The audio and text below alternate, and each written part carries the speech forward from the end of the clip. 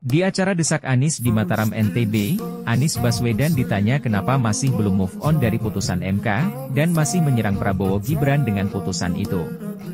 Anies minta Hamdan Zulfa, Dewan Pakar Timnas Amin, seorang mantan ketua MK untuk menjawabnya. Jawabannya sangat berbobot dan telak untuk kubu Prabowo Gibran. Simak videonya sampai habis. Madu, salah satu obat paling mujarab, insya Allah. Sedia madu ternak dan madu hutan. Dihasilkan oleh lebah dari nektar bunga asli, bukan dari gula yang dimakan lebah. Proses higienis, kemasan praktis dan elegan. Garansi 1 juta rupiah jika terbukti madu kami tidak asli. Terbaik, madu kelanceng, dari lebah spesial. Hubungi. Gini, saya ada bekas ketua MK di sini. Boleh ya, saya minta ketua MK aja jawab ya. Boleh ya. Pak Jul, di sini Pak Jul. Ayo ke Pak Jul, Pak Hamdan. Jadi ini bukan persoalan move on, tidak move on. Tapi ini adalah persoalan bangsa dan persoalan negara. Tahun 2001 ada TAP MPR. TAP MPR 2001 itu mengenai etika berbangsa dan bernegara. Seluruh pejabat negara, seluruh warga negara, sampai kapanpun itu harus memiliki, mengembangkan dan menghormati etika. Jadi etika itu kan menyangkut baik dan buruk, budaya malu. Kalau tidak punya etika, dia tidak punya malu. Kalau di Jepang itu, kalau budaya malunya terganggu, harakiri dia. Kalau orang Bugis Makassar, budaya siri mapace. Ini ada lagi. Jadi budaya itu yang memberikan dorongan kepada kita untuk selalu berbuat baik, berbakti kepada bangsa dan negara. Jadi etika harus menjadi pedoman dalam berperilaku, bukan saja hukum.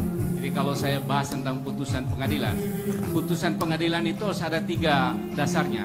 Hukumnya benar, etiknya benar, penerimaan sosialnya benar. Legitimasi hukum, legitimasi etik, legitimasi sosial. Itulah hukum yang benar-benar bagus. Kalau hilang salah satunya, maka hukum itu pincang. Yang kemarin itu ya jadi pincang. Karena itu, ini luar biasa nih. Kalau ada pelanggaran etik berat dalam suatu pengadilan, dalam suatu putusan pengadilan, menurut undang-undang ini, undang-undang kekuasaan kehakiman, itu putusan itu harus dianggap tidak sah karena kehilangan landasan etiknya dan harus diproses ulang. Jadi itulah masalah etik, bukan masalah move on, tidak move on, tapi ketika pejabat pemerintahan atau calon pejabat pemerintahan tidak menghormati atau mengabaikan etik, kita tidak bayangkan bagaimana bangsa kita ke depan. Jadi tadi Pak Hamdan kalau saya balik garis 3, dia harus benar secara hukum, benar secara etik, dan diterima secara sosial. Jadi kalau yang peristiwa itu dari 3 ini bagaimana?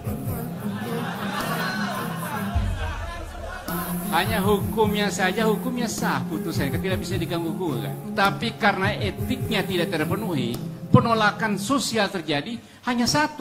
Jadi bayangkan kalau ada 3 kakinya, tinggal 1, kepotong 2, runtuhlah negara hukum. Hukum bisa ditekuk, hukumnya benar, tapi etikanya ada. Bisa terjadi, dan itu sering terjadi. Hukumnya benar, etikanya tidak ada, itu runtuh negara hukum. Jadi hukum itu bukan saja yang tertulis, bukan saja kata-kata, tapi ada yang lebih dasar, yang lebih dalam dari situ, yaitu etik. Karena etik yang membuat hukum itu memiliki kekuatan. Tanpa etik, hukum itu bisa lumpuh. Siap. Ini yang ngomong mantan ketua MK nih, ya, bukan ya soheh ya. Dan sekarang bawa Pak Hamdan. Ini Prof. Hamdan, ini tulisannya ini negara hukum bukan negara kekuasaan. Mungkin balik Ban, biar saya bisa lihat Pak Hamdan. Saya bisa lihat. Nah tuh. Ya. Oke, sip. Terima kasih Prof. Hamdan. Terima kasih saya sudah dibantu menjawab.